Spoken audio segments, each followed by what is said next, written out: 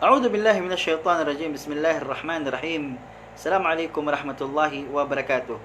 Mga kapatid sa pananampalatayang Islam, nandito po tayo ngayon upang magbigay ng paalala sa bawat isa. Siyempre una sa aking sarili at para sa ating lahat insyaallah. Mga kapatid ko sa pananampalatayang Islam, isa sa mga obligadong pangalagaan ng Muslim sa kanyang sarili o sa mga parte ng kanyang pangangatawan ay ang kanyang dila. Mula sa mga ipinagbawal ng Allah subhanahu wa ta'ala sa kanya at sinabi ng Propeta Muhammad sallallahu alaihi wasallam. Minsan may mga kapatid tayo na nagiging madali para sa kanila ang bagay na ito. So hindi nila binibigyan ng pansin, hindi nila pinapangalagaan ang kanilang dila. So ano nangyayari sa kanila? Nahuhulog sila sa pinakamalaking kasalanan. At isa sa mga kasalanan na nagagawa ng ating dila ay ang tinatawag na al-ghibah, wal-buhtan, wan-namimah. No, isa-isa po natin papaliwanag yan, mga kapatid ko sa pananampalatayang Islam. Ano nga ba ang ghibah? Ang ghibah sa Tagalog, ito yung panlilibak o paninirang puri.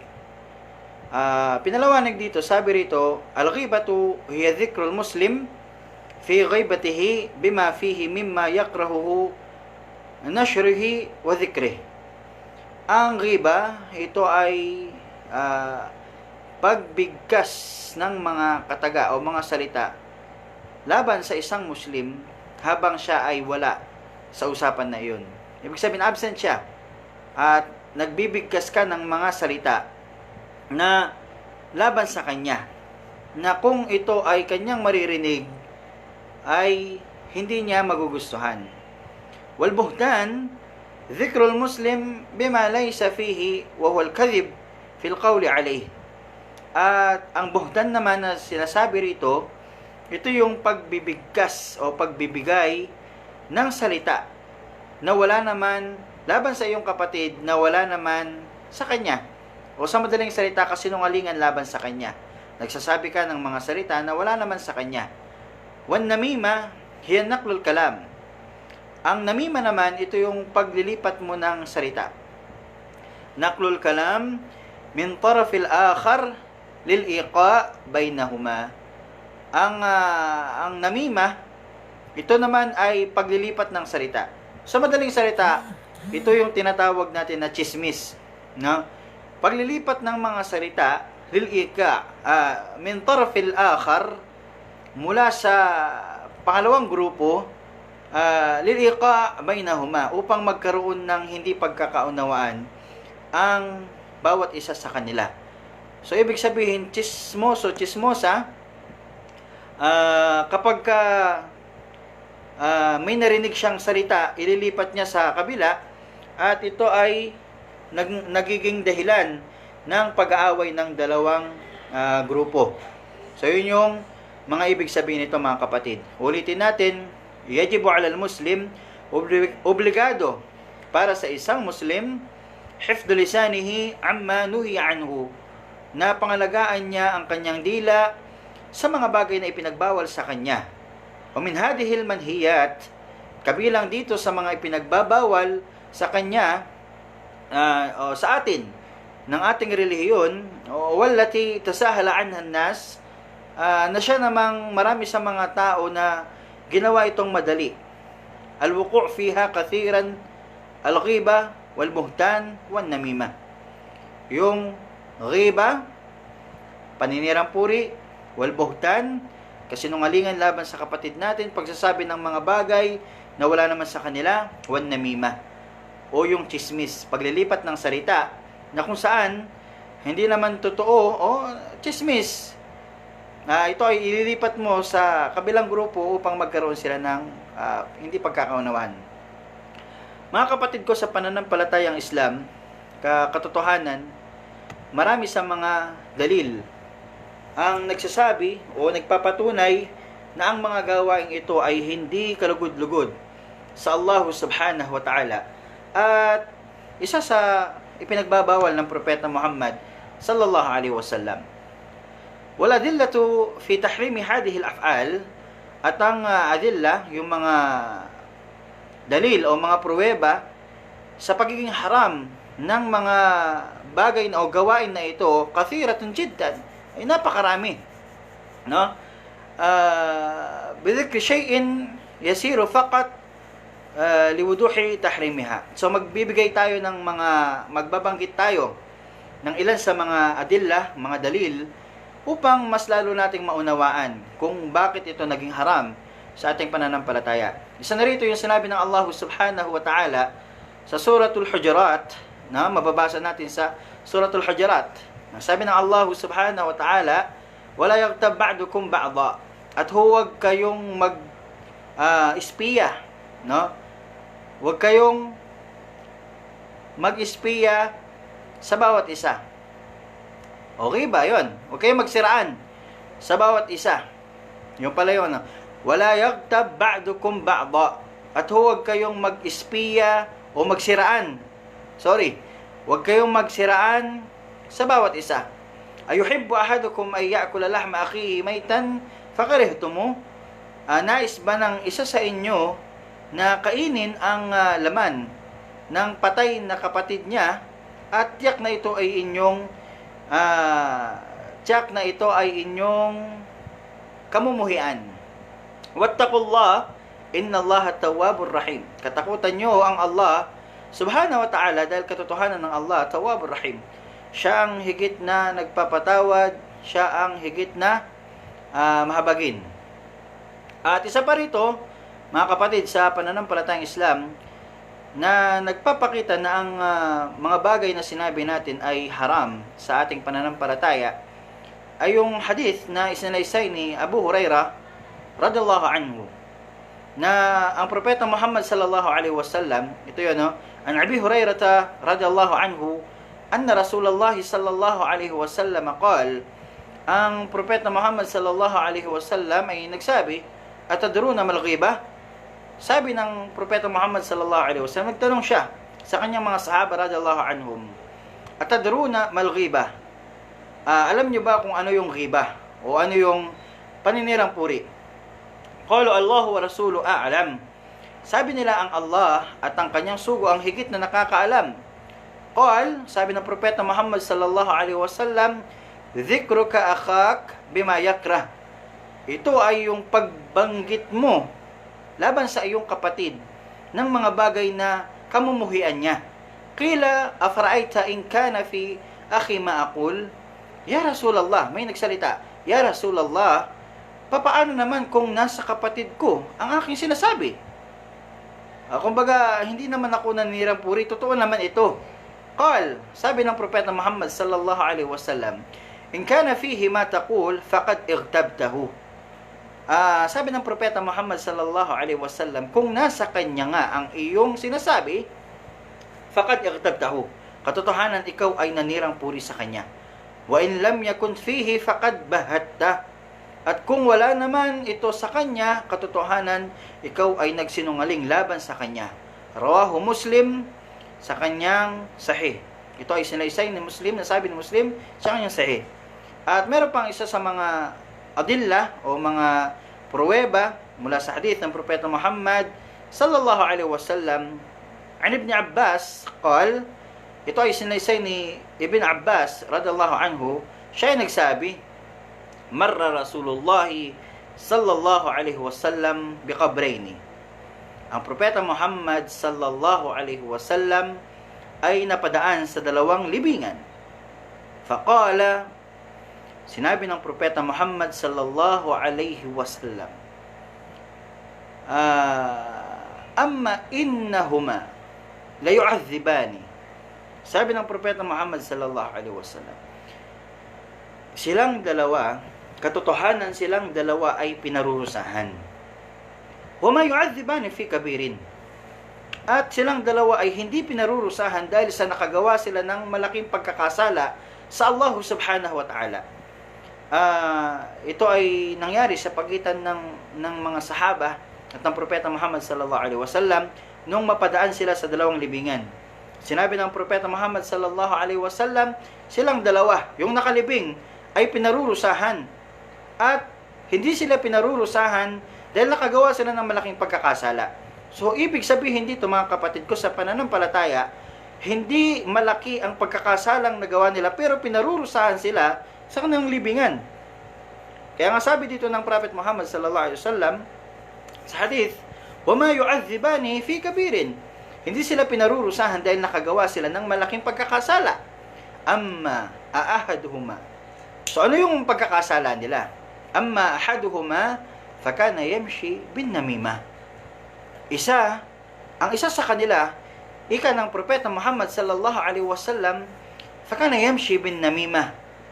Siya ay naglalakad na sa chismis.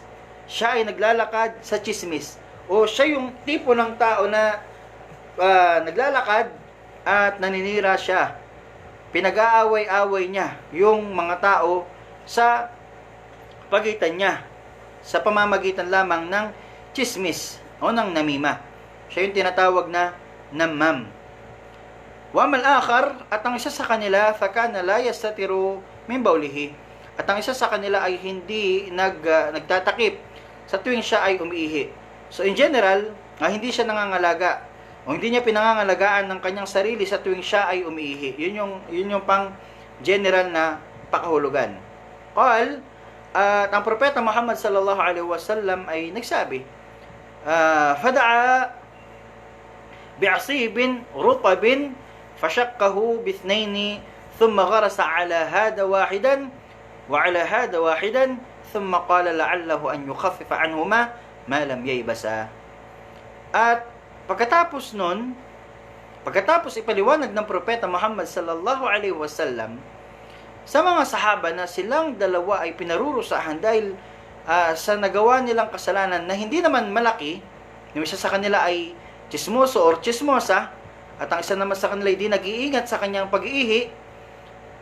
Kumuha siya o humingi siya ng isang sanga o sariwang sanga ng datiles o ng dates.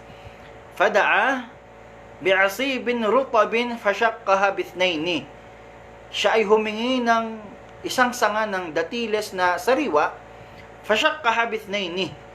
At ito ay hiniwa niya sa dalawang o hinati niya sa dalawang hati. Thumma gharasa ala hada wahidan, at yung isang hati ay itinusok niya sa libingan ng isa.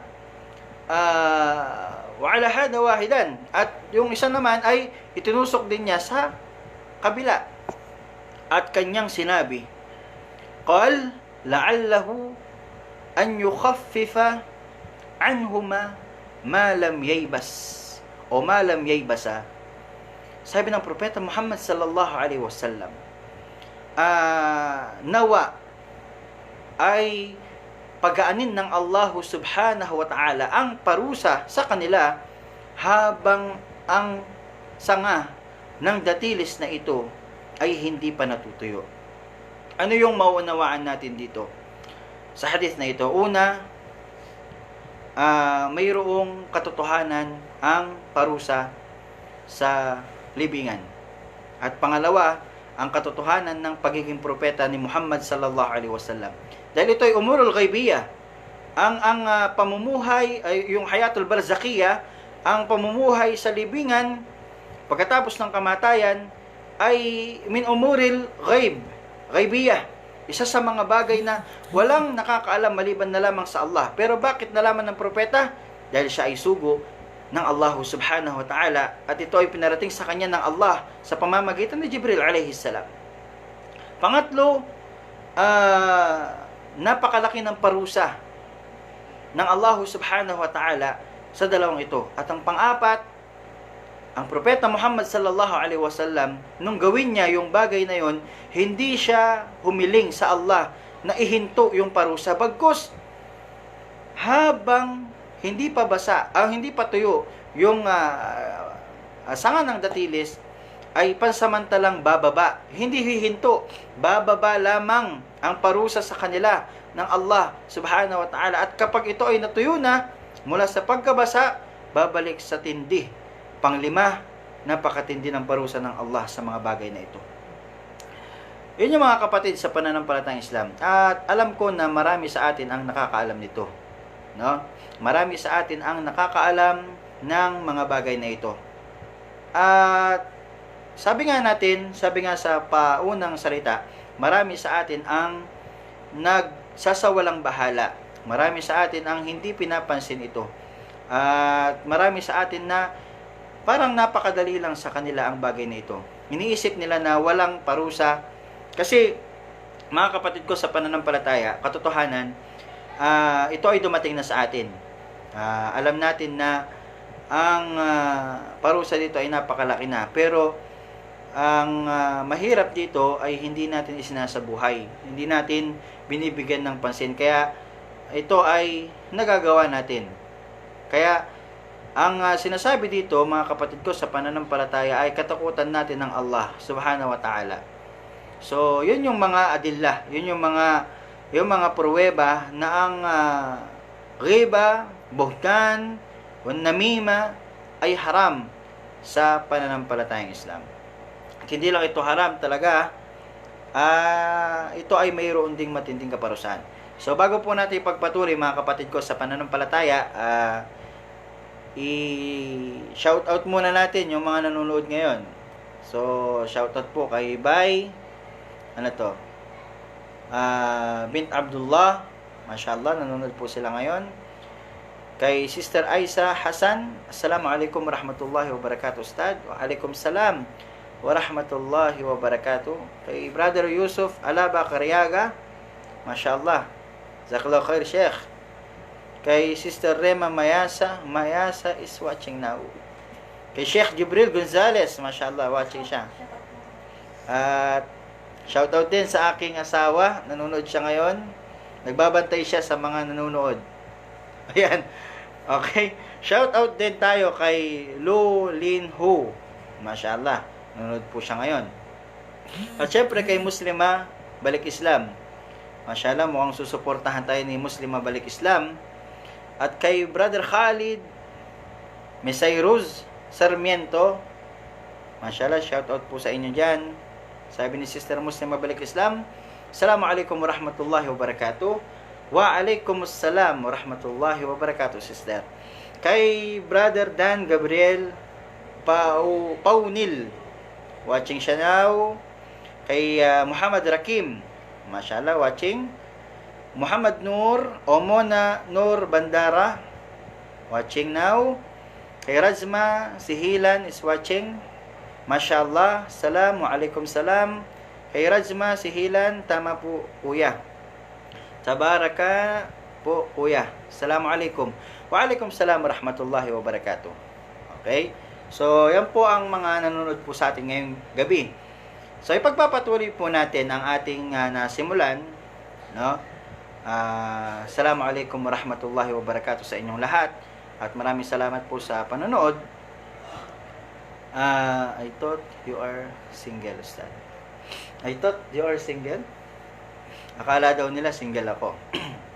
Single po, single. Single sa pangalawa, pangatlo, pang-apat. Okay. Watching po ngayon ang aking asawa. So, ayan po, nakikinig po siya at tinitignan niya ang mga viewers natin, kung ano ang mga sasabihin nila. So, andyan lang po siya, nakabantay po yan. At syempre, para din sa ating kapatid na si Brother Yusuf Villarin, ay nanonood po from Qatar. Mashallah, ikaw na po ang the best DJ sa buong mundo. Hindi po tayo DJ, no? Sheikh, jazakallahu khair, mashallah, watching Naik Cavite, ya Ustad. Mashallah Majid, jazakumullahu khairan po sa mga nanonood ngayong gabi. At hindi alintana po ang paglalim ng gabi sa ating mga kapatid.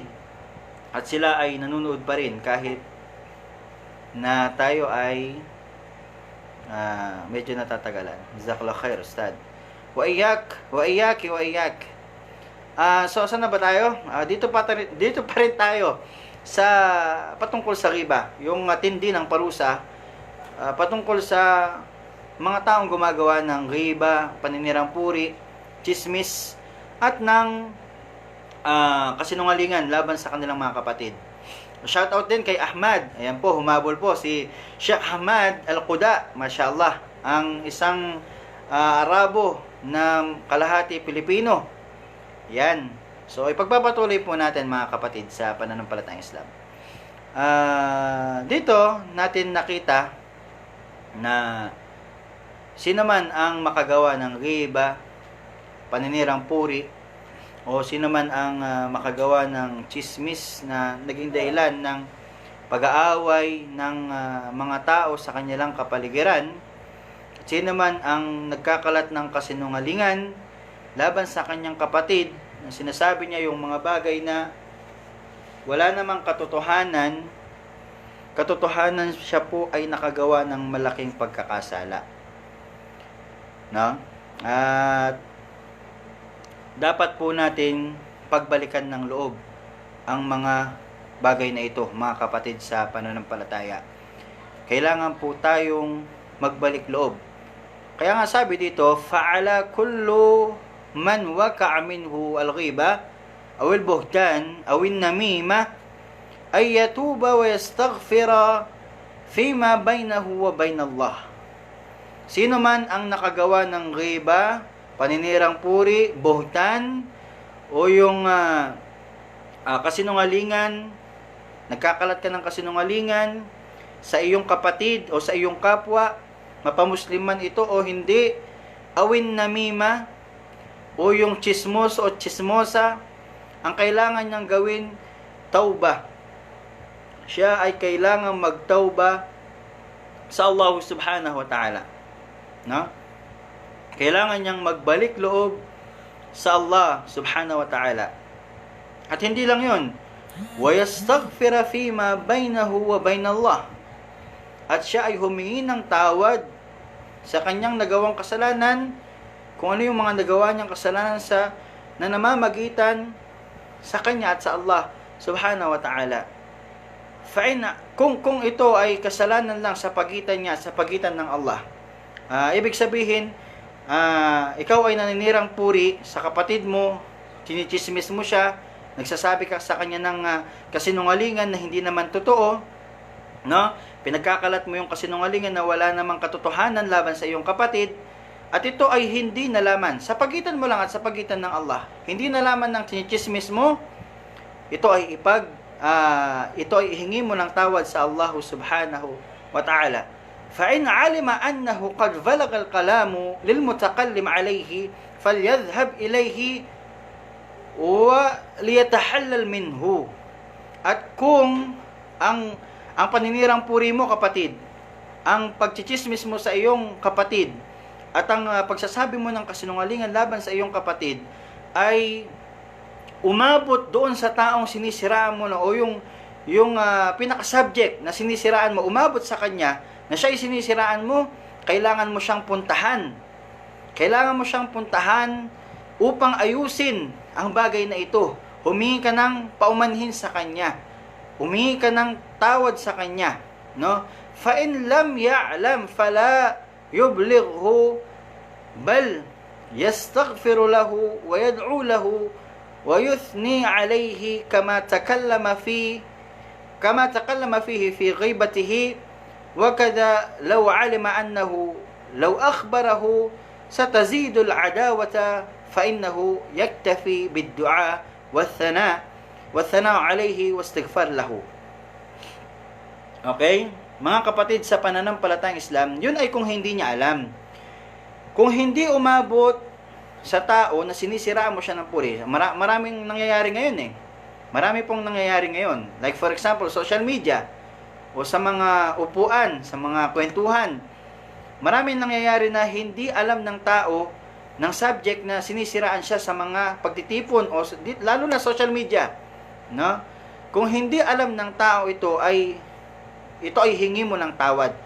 Kapag gusto mong humingi ng kapatawaran sa Allah subhanahu wa ta'ala, ihingi mo ito ng tawad sa Allah, ikaw ay magtauba, at paramihin mo yung paghingi ng tawad para sa tao na sinisiraan mo, no? At purihin mo siya sa mga tao na masihigit pa doon sa kung paano mo siya siniraan sa mga tao. Paano yun? Umikot ka uli, no? Ikutan mo yung mga tao, purihin mo siya ng sobrang pagpupuri kung hindi niya nalalaman, no? At magdua para sa kanya. Ipagdua mo siya ng kabutihan. Yun yung paghingi ng tawad. Hingi ka ng tawad sa Allah. Pagsisisihan mo yung mga nagawang kasalanan sa iyong kapatid. Magtatawba ka. Magbabalik loob ka. At gawin mo yung bagay na yun. Kung hindi alam ng tao na sinisiraan mo siya, sinichismis mo siya, nagsasalita ka ng kasinungalingan laban sa kanya, bawiin mo yun, kapatid. Umikot ka sa mga tao, purihin mo siya ng mas higit pa sa paninira mo sa kanya. Purihin mo siya ng higit pa sa paninira mo sa kanya. At magdua ka sa Allah subhanahu wa ta'ala. Huwag kang tumigil. Ipagdua mo siya ng kabutihan at ipagdua mo siya ng kapatawaran sa Allah subhanahu wa ta'ala. Fa'in alima. At kung nalaman naman niya, kung alam niya na sinisiraan mo siya, dahil syempre, chismis yan eh. Hindi pwedeng hindi darating sa kanya yan. Lalo na, kung ang pinagchismisan mo o pinagsabihan mo ay chismoso din o chismosa rin, hindi pwedeng hindi darating sa kanya yan. Darating at darating sa kanya yan. No? Kung chismoso din ang pinagsabihan mo, chismosa rin ang pinagsabihan mo, darating at darating sa kanya yan. At may time na mag-aaway kayo.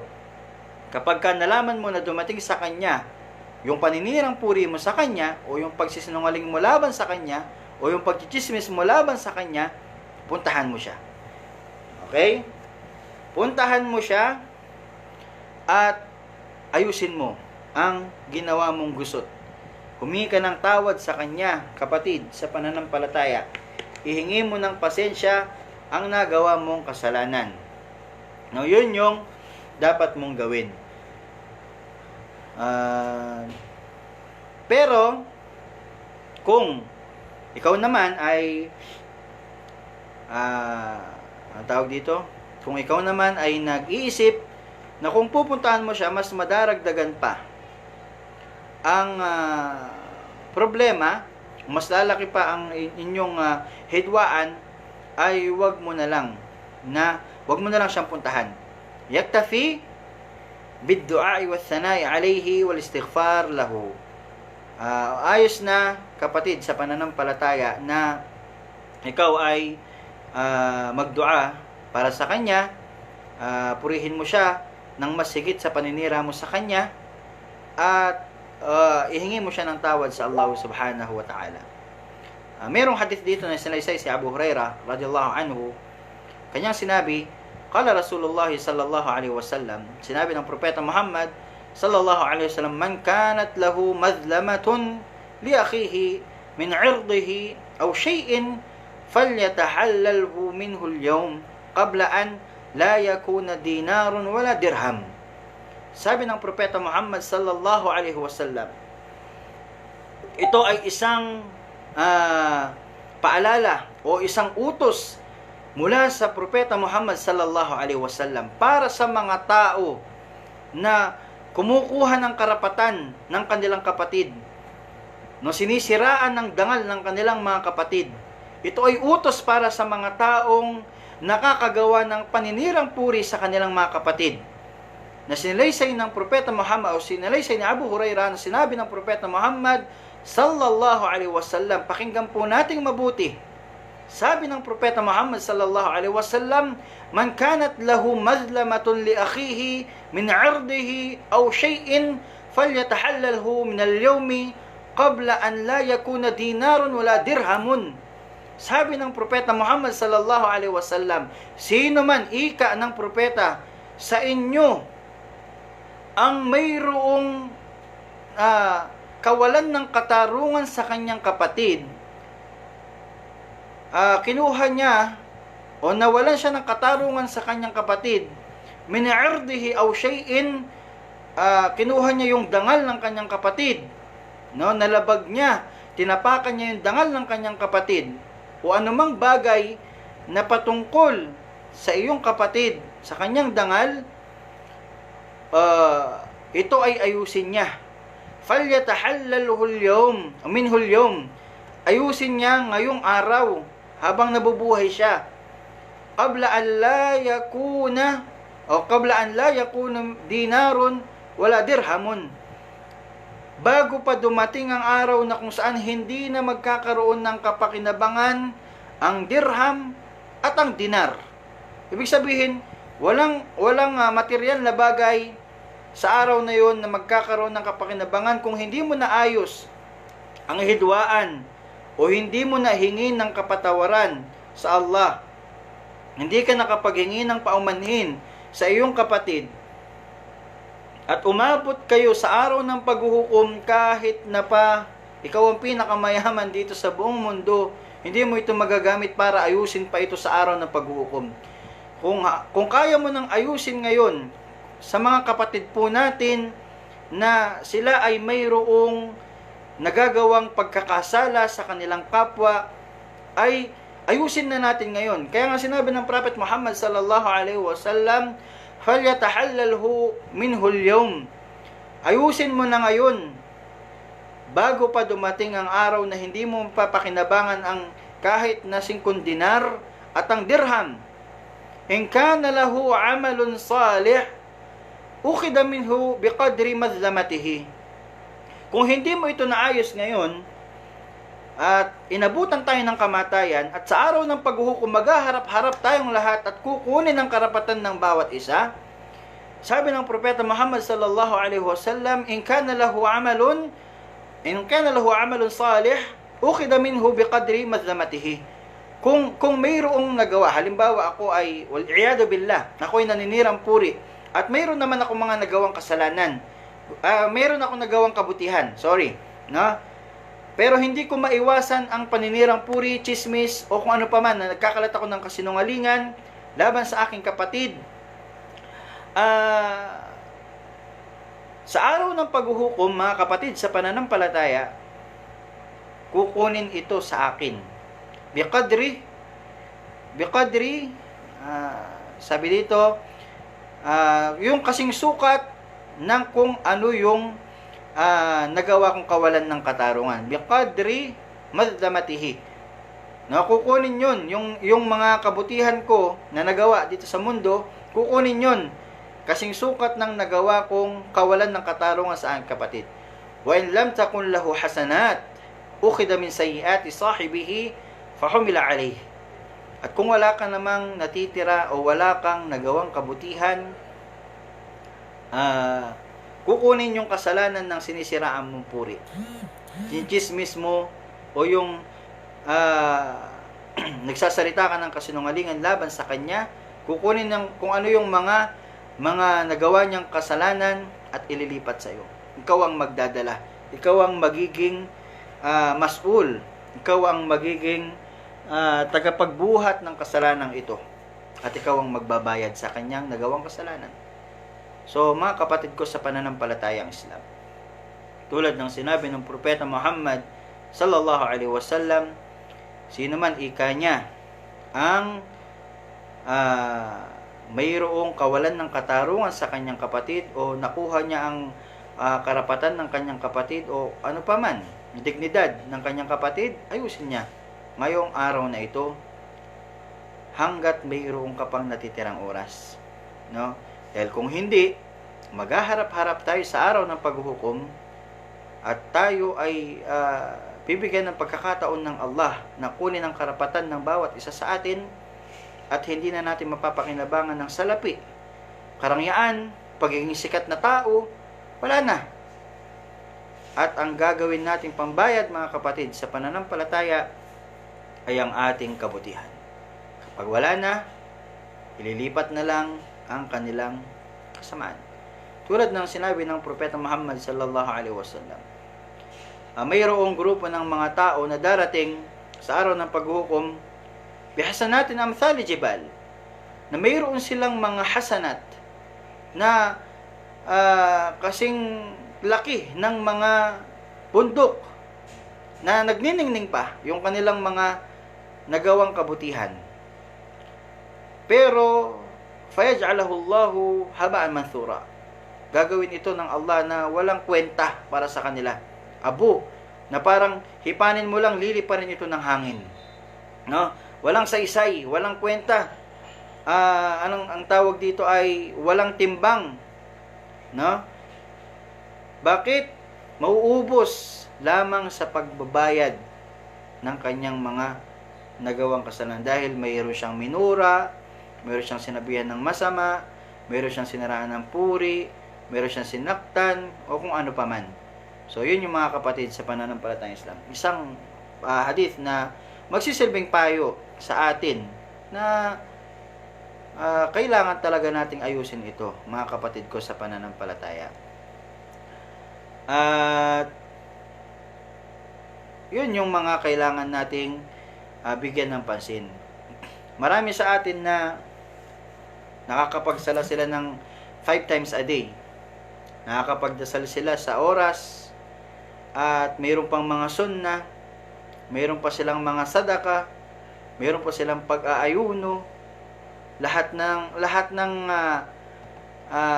ibada ay nagagawa nila. Ngunit hindi nila mapigilan ng kanilang mga sarili na siraan ng puri ang kanilang kapatid. Katakutan natin ng Allah. Katakutan natin ng Allah subhanahu wa ta'ala sa mga bagay na ito.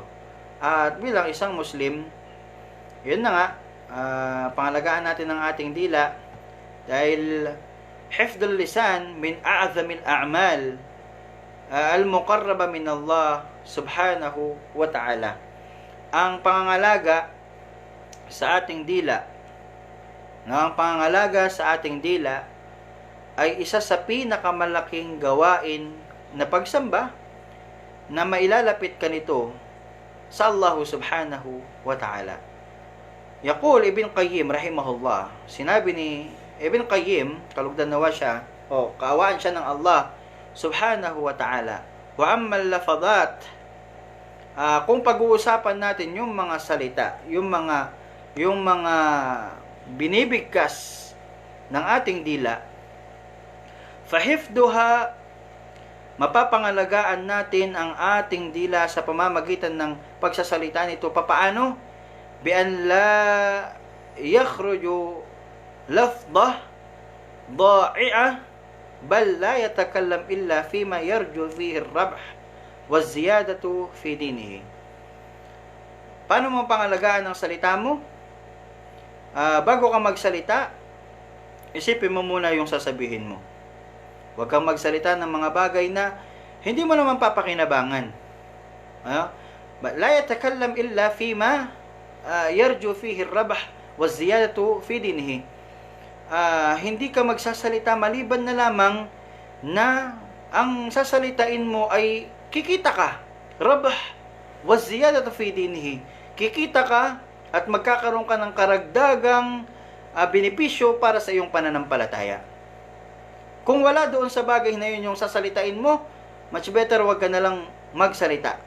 No? فَإِذَا أَرَادَ أَنْ يَتَكَلَّمْ بِالْكَلِمَةِ نَذَرْ. At bago ka magsalita, sabi nga dito ni Ibn Qayyim rahimahullah, bago ka magsalita, فَإِنْ أَرَادَ أَنْ يَتَكَلَّمْ, kung gusto mo nang magsalita ng mga salita, nadhar, tignan mo muna, hal fiha rubh wa fa'idatun am la? Meron ba itong rubh, meron ba itong kita para sa iyong magagandang gawain? O meron ba itong kainaman? Meron ba itong kagandahan? Amla? O wala naman? Fa in lam yakun fiha rubh amsaka anha. Kung ang salita na sasabihin mo, tinitignan mo muna. Bago lumabas ito, pag-aaralan mo muna. Bago lumabas sa dila mo, pag-aaralan mo muna. Fa in lam yakun fiha rubh amsaka anha. Kung sa palagay mo na pag-aralan mo na yung sasalitain mo ay hindi ka magkakaroon ng rubh, hindi ka kikita, hindi ka magkakaroon ng karagdagan na benepisyo para sa iyong pananampalataya, amsaka anha. Pipigilan mo ito. Fa in kana fiha rubh nadhar. At kung meron mang rubh, meron mang kita sa sasabihin mo, titignan mo pa rin. Hal yafutuhu biha kalimatun hiya arbah minha? Yung sasalitain mo ba ay maliit lang yung kita na may mas malaki pa? Kung may mas malaki pa, yun yung sabihin mo. Kung maliit lang yung kita ng sasabihin mo, pabayaan mo muna. No? Kung may mas malaki, yun yung mas sabihin mo. Fala yudhi'ahu o fala yudhi'aha bihadihi. At huwag mo itong pababayaan sa mga ganitong bagay. Wa min al-ajab, at isa sa mga nakakagulat na pangyayari, anna al-insan yuhawwinu o yahuna alayhi التحفظ والاحتراز من أكل الحرام والظلم والزنا والسرقة وشرب الخمر وغير ذلك. Ay nakakagulat, sabi nga dito, na may tao na pinagsusumikapan niya na hindi siya makakain ng haram, hindi siya makagawa ng kawalan ng katarungan, hindi siya makagawa ng zina, hindi siya makapagnakaw, hindi siya makainom ng alak, at hindi siya makatingin sa mga haram na ipinagbabawal sa kanya ng Allah, at iba pa. وَيَصْعُبْ عَلَيْهِ التَّحْفِيظ أو تَحَفُّظ من حركة لسانه حتى ترى الرجل يشار إليه بالدين والزهد والعبادة وهو يتكلم بكلمات من سخط الله سبحانه وتعالى. Hanggang sa mayroon tayong napapansin na nakikita natin na yung taong ito ay relihiyoso, sumasamba sa Allah subhanahu wa ta'ala, pero makikita natin na siya ay nagsasabi ng mga salita na kapuputan ng Allah subhanahu wa ta'ala. Yun yung sinasabi natin. Marami sa atin ang nagsisikap na maisagawa nila ng maayos ang kanilang pananampalataya, ang kanilang sala, ang kanilang wudu, ang kanilang qiyamul layl, ang kanilang pag-aayuno. Na hindi sila makagawa ng zina, hindi sila makatingin sa mga haram. Pinagsusumikapan ito ng marami sa atin. At mabruk, mashallah, ito ay isang napakagandang gawain. Pero dapat dagdagan pa natin, no? Mas pansinin natin yung maliit lang pero malaki ang pagkakasala. Pansinin natin yung ating mga dila. Pansinin natin ang ating mga dila dahil yun nga, marami sa atin na ganun yung kanilang estado ng buhay. Sila ay makikita natin na relihiyoso, relihiyosa, pero sila ay nakakapagsalita ng mga bagay na ikapupuot ng Allah subhanahu wa ta'ala. Hindi nila napapangalagaan ang kanilang mga dila, ni wala silang nasasabing maganda na makapagbibenepisyo. O meron silang mga nasasabing hindi magaganda na hindi naman makakapagbenepisyo sa kanilang pananampalataya, sa kanilang sarili, sa kanilang iman, sa kanilang kapatid, at sa lahat. So, yun yung mga kapatid sa pananampalatayang Islam. Yun yung sinasabi natin dito na kailangan nating pangalagaan. Wa fil lisani, mayroon dito mga kapatid sa pananampalatayang Islam, hindi rin naman po ayos yung nananahimik ka na lang lagi. Kahit katotohanan na yung sasabihin mo, mananahimik ka na lang. Dahil kung ganun yung ginagawa mo kapatid sa pananampalataya, nananaig sa'yo ang syaitan. Ikaw ay hindi mo nabibigay yung karapatan ng mga tao, no? At yun yung mga dapat din nating iwasan. Kapag ikaw ay magsasalita naman ng makatarungan, huwag mo naman piilan ang iyong sarili. So, pinakamainam dito mga kapatid ko sa pananampalataya, no? Kahit medyo mahaba na po, at pasensya na po kayo dyan. Pinakamainam po dito ay dun tayo sa gitna. Kapag alam natin na wala tayong sasabihin na maganda o hindi makakapagbenepisyo sa ating sarili, sa ating pananampalataya, hanggang sa kabilang buhay, hindi tayo makakuha ng benepisyo, hawakan natin ang ating pananalita. At kung meron naman tayong sasabihin o maibabahagi na may benepisyo sa ating sarili, sa ating pananampalataya, sa ating mga kapatid, lalong-lalo na sa kabilang buhay, meron tayong kikitain sa ating sasabihin, magsalita ka. No? Yun yung gitna, mga kapatid, sa pananampalatayang Islam. So, bago po natin ipagpatuloy ulit, Marami na po atang nanonood sa atin, mashallah. Mayroong taga Dubai, mayroong Abu Dhabi, at mayroong Qatar, mashallah. May katanungan po dito si Sheikh Yusuf Bilyarin, paano na po ang mga pusong ligaw na sa inyo nag-aasam-asam? So, hindi po natin sasagutin yan ngayon. Ang bahala pong sumagot dyan ay si Sheikh Yusuf. Siya po ang higit na nakakaalam sa bagay na yan. At dito muna tayo sa baba. Sister Ayesha, Assalamualaikum warahmatullahi wabarakatuh. Waalaikumsalam warahmatullahi wabarakatuh po sa inyo dyan. Ismail Sorio is watching now. Assalamualaikum po.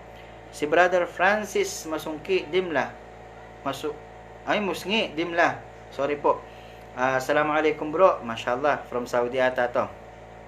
Mariam Gapultos Ancheta. Mashallah. Si Brother Jalil Salik. Brother Muhammad Ali Uy. Mashallah. Sorry na po. Sorry din sa'yo kapatid. Si Sheikh Hisham. Mashallah. Jazakallah khair Sheikh. Paano naman po pagtotoo? Ayun nga po, sabi nga natin kanina. Ayon din sa hadith. Para sa katanungan ni Sister Muslima, ni Muslima Balik Islam, paano daw kung totoo? Na nagsasabi naman siya ng totoo sa kanyang kapatid. Hindi siya nagchichismis. Totoo naman yung sinasabi niya. Ano bang hukom dito? Okay. So, hanapin lang natin na. Dahil ito ay nasabi po natin kanina, babalikan lang natin. So, dito po yan. Sa pinakauna. Yan. Kung totoo ang sinasabi mo laban sa iyong kapatid, ito ay kabahagi din ng saglit lang.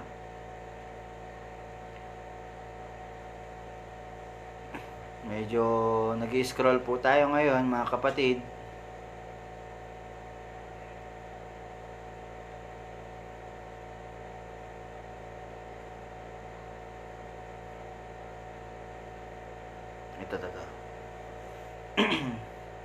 Ito yung sinabi ni Propeta Muhammad sallallahu alaihi wasallam. Sister Muslima Balik Islam, sabi niya, isang araw tinanong niya kanyang mga sahaba. Ito ay sa salaysay ni Abu Hurairah radhiyallahu anhu. Kanya sinabi, atadruna mal ghiba? Sabi niya, alam niyo ba kung ano yung ghiba? Ano yung paninirang puri? Qalu, sabi ng mga sahaba, Allahu wa rasulu a'lam. Ang Allah at ang kanyang propeta ang higit na nakakaalam.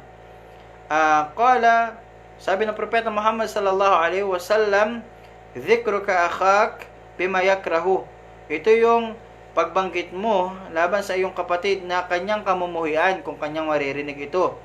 Kaila may nagtanong sa propeta Muhammad sallallahu alaihi wasallam, afara'aita in kana fi akhihi ma aqul? Sabi niya, o sugo ng Allah, nakikita mo ba na kung halimbawa nasa kapatid ko naman ang aking sinasabi? Di naman ako nagsasabi ng kasinungalingan.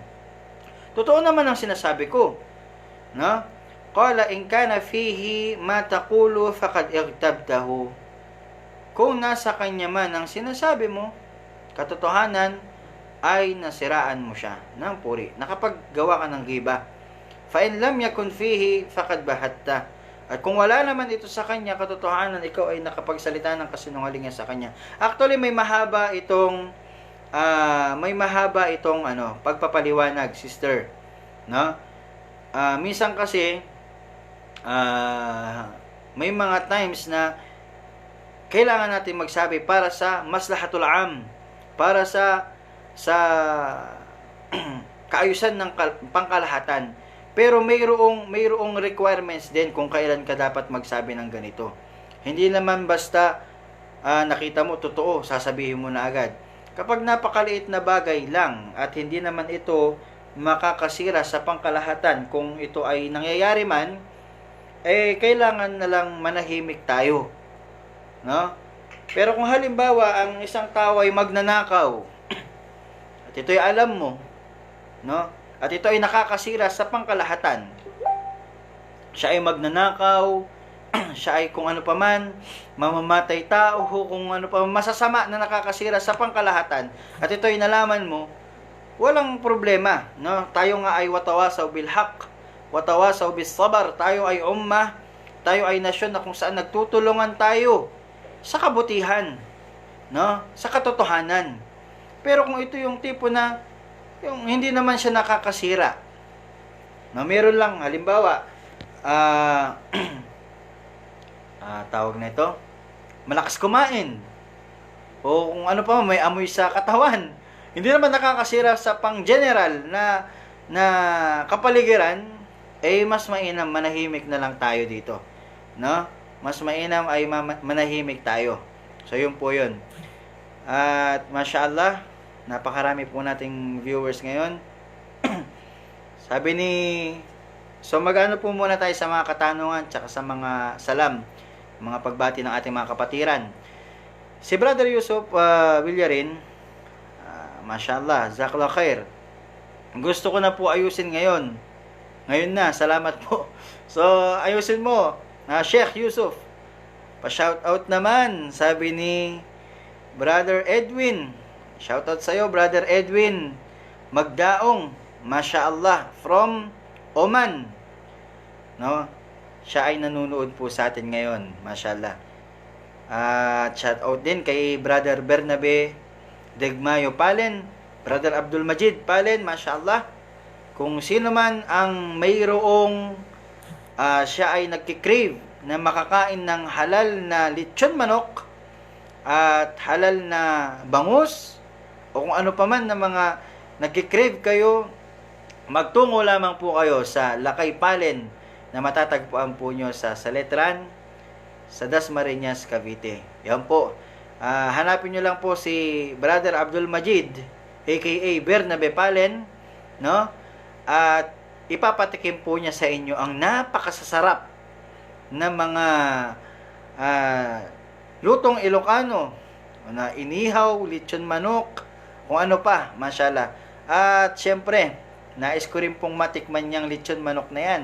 Kapatid, sana po ay insyaallah magtagpo-tagpo muli ang ating landas. At sa pagtatagpo-tagpong ito ay makumusta natin ang bawat isa, at may konekta natin ang bawat isa, may pakita natin ang pagmamahalan sa bawat isa, ang kapatiran, at samahan mo na rin ito, kapatid, na Palen ng isang buong Lakay Palen na lechong manok. Ayan, syempre, no? Kapag katapos po ng lockdown, inshallah magiging maayos na po ang lahat. Tayo ay humingi ng tawad sa Allah subhanahu wa ta'ala. Syempre, ang mga pagsubok na ito ay isang paalala mula sa Allah subhanahu wa ta'ala. At ang isang mananampalataya, alam niya ang sitwasyon na nangyayari dito. Siya ang higit, ang isang mananampalataya ang higit na, so medyo nawawala po tayo mga kapatid. Ulitin po natin, sa mga nangyayari ngayon, ang mga mananampalataya ang higit na nakakaunawa. So bilang mayroong pananampalataya sa Allah, naniniwala ng lahat ng bagay ay mayroong hikma o wisdom ang Allah subhanahu wa ta'ala, wala po tayong ibang dapat gawin kung hindi paramihin ang ating paghingi ng tawad sa Allah, paramihin ang ating paggawa ng kabutihan, at humingi tayo ng tulong sa Allah subhanahu wa ta'ala sa pamamagitan ng ating salah at ng pagtitimpi. Sabi nga ng Allah subhanahu wa ta'ala sa banal na Quran, A'udhu billahi minasyaitanir rajim, wasta'inu bis sabri was salah. Kayo ay humingi ng tulong sa Allah sa pamamagitan ng sabar, ng pagtitimpi at ng inyong sala, no? So yun mga kapatid, at inshallah ay matapos ang pandemic na ito at tayo ay nagkaroon ng nabago natin ng iman, o napalakas natin ang ating paniniwala sa Allah subhanahu wa ta'ala. Syempre, hindi pa rin po tayo iniwan ni Sister Aisa Hasan sa kanyang panonood, mashallah. Siya ay nag-comment ng mga ganito, Allahu Akbar. Si Brother Mas'ud Ahmad is watching now. At syempre, ang aking kababayan, no? At ang isa sa mga kapatiran natin na nagsimula sa kanyang pamilya, Sila ang ginawa ng Allah subhanahu wa ta'ala na simula ng Islam sa aming lugar. Nandito po ang ating kapatid na nanonood, Ronald Abdurrahim Aguilar po, is watching now. Nasa Saletran po yan. No? Kay Brother Tox Nawalib, Assalamualaikum warahmatullahi wabarakatuh. Waalaikumsalam warahmatullahi wabarakatuh. Yan po. Kay Nora Saykalabi Duterte, may nanonood na Duterte pala dito. Mashallah. Nanonood ang kamag-anak ng ating presidente, President Duterte. Mashallah. Assalamualaikum. I'm watching from CDO, Cagayan de Oro. Mashallah. Mayroon po nanonood from Cagayan de Oro. Sa mga hindi po nakapag-umpisa ng ating live stream, ito po ay i-upload natin sa aking channel, inshallah, sa aking YouTube channel. At sana po ay suportahan po ninyo mga kapatid ko sa pananampalataya. Hindi lamang po ito ang inyong mapapanood, inshallah. Marami pa po. Soon, inshallah, tayo ay pahintulutan ng Allah na maging madali sa atin ang mga bagay na ito na pinaplano natin na pag-ambag sa pananampalataya. Una sa lahat, sa ikabubuti ng lahat at ng ating sarili. At pinakauna pala dito ay makamit natin ang habag at awa ng Allah. So, assalamualaikum sa iyo, Sister Nora Duterte, watching now from CDO. Si Brother Jamil M. Batwa, watching din siya. Mashallah. Si Brother Angelo Carpio, mashallah, nanonood po sa atin. Pasensya na, hindi ko mababanggit ang pangalan nito dahil nakasulat siya sa letra ng, hindi ko alam kung Korean o Chinese. Pero, assalamualaikum sa iyo kung sino ka man, kapatid. Armin Salfadan, ano yun? Salifuddin? O Salfuddin? Armin, assalamualaikum sister. Bendabel Lauron, mashallah, watching. Si Sister Elsa Giman is watching now. So, alhamdulillahi rabbil alamin. At ngayon ay nakapagbahagi tayo. Tulad nga ng natin, na bahagi po natin, patungkol po ito sa riba, buhtan, wan namima, ano yung kapahamakan na naghihintay sa mga taong napaggawa ng gawain ito. Una, sabi nga dito, napakalaking kasalanan nun dahil kinukuha mo dito yung dignidad ng tao eh. Ang sinisira mo dito, dignidad ng kapwa mo. Sa tuwing ikaw ay naninirang puri, sinisira mo yung dignidad ng kapwa mo. At the same time, yung sarili mo. No? Sisirain mo yung sarili mo. Sa pamamagitan ng, kung hindi mo ito mapagbabalikan ng loob sa Allah, hindi mo mahingi ng kapatawaran, ng pasensya, paumanhin sa iyong sinisiraan, sa araw ng paghuhukom, sisirain mo sarili mo. Papahamak mo ang sarili mo, kapatid, sa pananampalataya. So, sino man ang kumukuha ng karapatan ng kanilang kapatid, tumatapak sa dignidad ng kanilang kapatid, ay ayusin na nila hanggang mayroong pang oras. So, napahaba po ang ating pag-uusap at sana po ay nagkaroon po kayo ng dagdag kaalaman at ito po ay paalala unang-una sa aking sarili at pagkatapos ay sa inyong lahat, mga kapatid ko sa pananampalatayang Islam. Tulad po ng sasabihin natin, tayo po ay mayroong page at pakisuportahan po natin to, mga kapatid, dahil dito po tayo maglalagay ng mga videos natin, inshallah. Salam daw sa iyo, sabi ng pamangkin ko, Jason Duterte. Waalaikumsalam warahmatullahi wabarakatuh, Brother Jason Duterte. Ngayon, ano to? At Ismael at si Ani Jalop. So, dumadami po ang nanonood na Duterte dito. Mashallah, napakarami na po nila. At waalaikumsalam warahmatullahi wabarakatuh po sa inyong lahat. At syempre, umabol po sa ating live stream ngayon si Sister Mardia. Assalamualaikum sa iyo dyan. At inshallah po ay sa mga susunod po na ating pag-uusapan ay maging updated po tayong lahat sa pamamagitan ng pag-subscribe sa aking YouTube channel, inshallah. So, ulitin po natin sa summary ng ating napag-usapan. Kung sino man sa inyo ang kumukuha ng karapatan, tumatapak ng dignidad ng kanyang kapatid sa pamamagitan ng paninirang puri, sa pamamagitan ng pagchichismis sa kanya, sa pamamagitan ng pagkakalat ng kasinungalingan laban sa ating mga kapatid, ayusin nyo na ito. Ayusin nyo na ito. Ito yung payo ng Prophet Muhammad sallallahu alaihi wasallam. Ayusin nyo na ito. No? Ihingi nyo ito ng kapatawaran sa Allah, magbalik loob kayo sa Allah, at kung ang bagay na ito ay dumating sa inyong sinisiraan, puntahan nyo siya. Kung gusto nyo siyang pakainin nyo siya. Regaluhan nyo siya. No? Regaluhan nyo siya ng mas higit pa sa kung papaano siya siniraan ng puri. At hingin nyo ang paumanhin mula sa kanya. Dahil kung hindi nyo maaayos ito at aabutan tayo pare-pareho ng kamatayan, haharap tayo sa Allah na dala-dala natin ang mga bagay na ito, hindi natin mapapakinabangan ng ating kayamanan, ang ating pamilya, walang makakatulong sa atin sa araw ng paghuhukom, ang ipambabayad natin ng ating mga gawain. At kapag wala na ito, ibibigay sa atin ang mga masamang gawain at tayo ang mananagot. Wal'iyadu billah. Tayo ay protektahan ng Allah mula sa ganung bagay.